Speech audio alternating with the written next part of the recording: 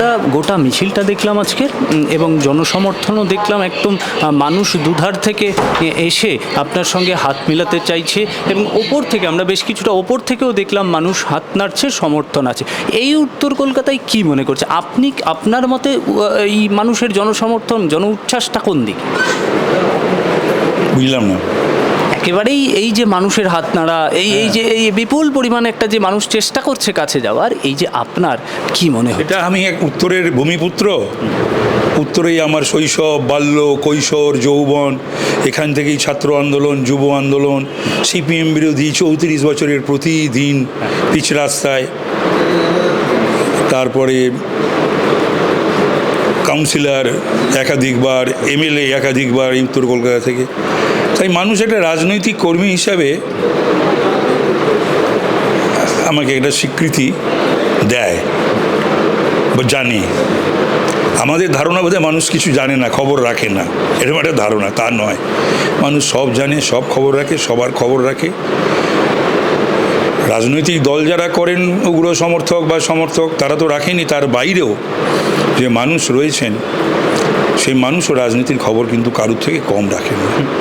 একদমই তাই। উত্তর কলকাতায় আপনার দুদিকে দুটো প্রার্থী রয়েছে, একজন প্রবীণ মানুষ, দীর্ঘদিনের রাজনীতিবিদ, আমি প্রদীপ ভট্টাচার্যের কথা বলছি, যিনি বাম সমর্থিত কংগ্রেস প্রার্থী। আরেকদিকে সুদীপ বন্দ্যোপাধ্যায়। কি বলবেন, লড়াইটা কি টাফ? কিছু বলার দরকার নেই, কোনো টাফ ক্লাবের কী আছে? ওরা দুজনই আমার থেকে বয়সে বড়, একজন 10 বছরের বড়, একজন 12 বছরের বড়।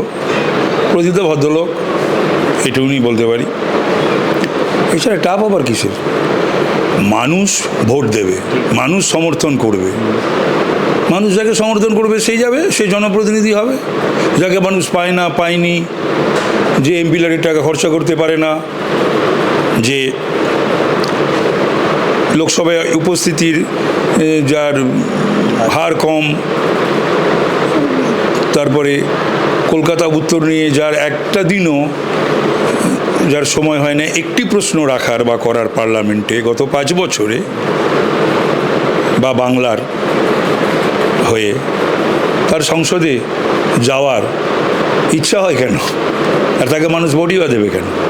একদম তাই।